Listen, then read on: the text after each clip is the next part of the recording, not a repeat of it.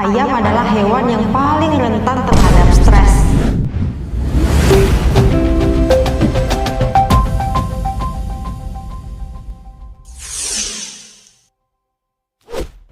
Selamat datang di channel Novisa Desi, channel yang membahas seputar beternak ayam. Kali ini kita kembali mereview buku seri beternak ayam, yaitu buku tutorial yang berjudul Penyebab Stres pada Ayam dan Pencegahannya. Buku ini ditulis oleh Bapak Ridwan Sukarman, Bapak Sri Makmur, Dr. Hewan Krisna Aditya. Buku ini dipublish oleh PT Swadesi Chandra Sentosa.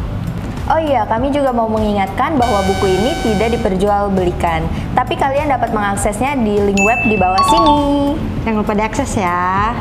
Sebelum kita memulai topik review kali ini, kami juga mengingatkan untuk like, komen, subscribe, dan share ke teman-teman kalian. Ya, jangan lupa di-share ya. Nah, topik pertama yang akan kita bahas di review buku kali ini yaitu tentang kenali stres pada ayam. Stres pada ayam bukan hal yang asing lagi nih di dunia peternakan ayam, karena ayam adalah hewan yang paling rentan terhadap stres. Stres pada ayam ini biasanya dapat menyebabkan penurunan produksi karena nafsu makan dan nafsu minumnya turun, sehingga kekebalannya juga menjadi turun.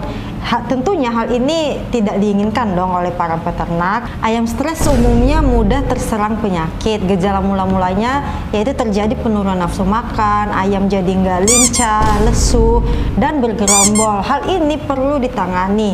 Penanganan yang baik yaitu pertama kita harus mengetahui dulu apa sih yang menyebabkan stres pada ayam. Penyebab stres pada ayam biasanya yang pertama, kandang yang tidak sehat. Kandang yang tidak sehat karena lubang anginnya sedikit sehingga ayam mengalami kegelisahan dan kepanasan sehingga menyebabkan ayam stres. Yang kedua, kandang yang terlalu padat. Kepadatan yang melebihi kapasitas di kandang dapat menyebabkan ruang gerak ayam itu terbatas sehingga mereka menjadi stres. Selain itu, perubahan cuaca, suara bising, kekurangan pakan, pergantian pakan mendadak, kesalahan vaksinasi, dan perlakuan kasar juga masuk ke dalam faktor penyebab ayam stres. Nah, ayam-ayam yang stres ini dapat dipulihkan keadaannya dengan cara menghilangkan faktor-faktor penyebab stresnya. Misalnya, jika stres yang timbul itu akibat kandang yang tidak sehat, dapat kita atasi dengan memperbaiki kondisi kandang. Jika penyebabnya adalah karena kandang terlalu padat, bisa kita kurangi populasinya.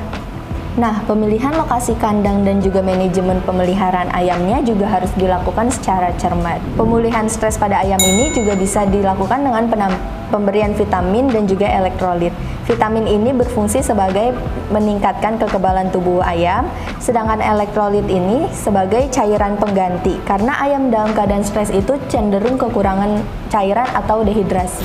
Nah, sekarang kita akan mereview topik kedua dari buku kali ini, yaitu tentang pentingnya penerangan untuk kandang ayam produksi. Hari-hari ini para peternak biasanya tuh kurang memperhatikan ya tentang penerangan atau pencahayaan di kandang produksi. Padahal kan pencahayaan ini penting sekali dalam proses kematangan organ reproduksi ayam produksi atau ayam petelur.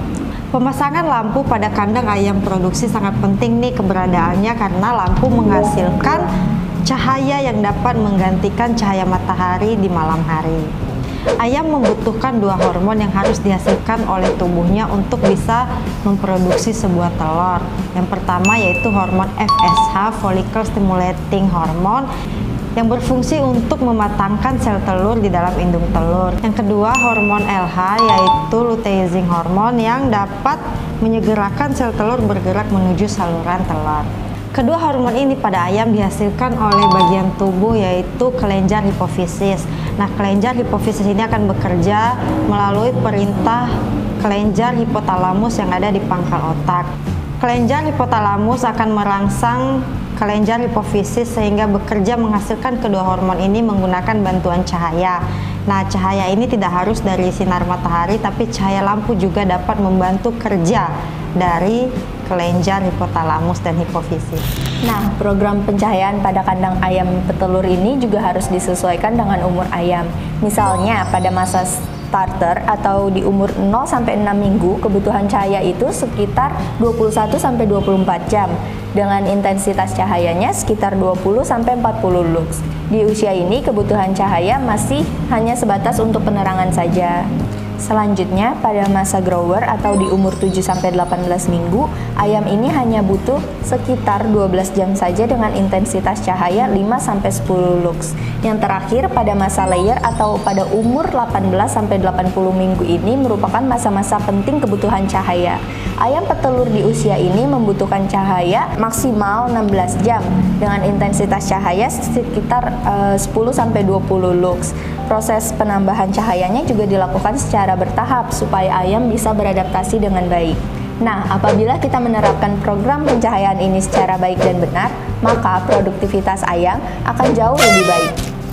Nah, di sini juga disinggung tentang kualitas dan kuantitas air untuk pemeliharaan ayam broiler pada musim hujan. Hal ini dibahas yaitu supaya tidak terjadi kelebihan air di kandang, terutama tidak ada air-air yang tumpah di sekam karena itu dapat menyebabkan sekam lembab dan telapak kaki ayam biasanya bisa terluka. Kalau terluka kan bisa menyebabkan sakit penyakit. Jadi penting sekali juga pemeliharaan air di kandang itu seperti apa. Jangan sampai terjadi ketumpahan, terutama yang dapat membasahi sekam-sekamnya.